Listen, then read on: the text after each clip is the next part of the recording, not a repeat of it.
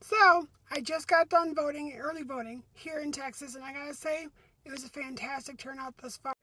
The lines here were around the building. There are so many people here that turned out for early voting. It took me almost 2 hours just to get into the voting booth to vote myself. And what's crazy is I'm done. It's almost 6 o'clock at night here in Texas. There's about an hour left before the voting polls close for the day, and the line is still completely wrapped around the building. I also got reports from a lot of friends who are out there in the rest of the county that the lines and the amount of people showing up for early voting is the same pretty much everywhere at all 40 voting and polling locations between the two counties in which I visit or live in.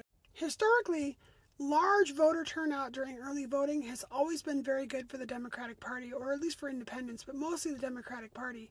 So this is good news. This is wonderful to see here in Texas.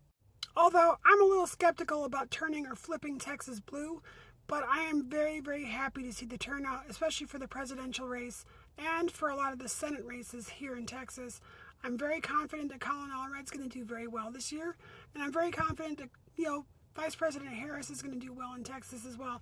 Maybe not win the state, but definitely do well as far as the popular vote is concerned. If you haven't gone out there and voted in your state, in your area yet, consider early voting. It's a lot better than waiting to the day of because you actually have a better chance of getting in there and actually voting before time runs out.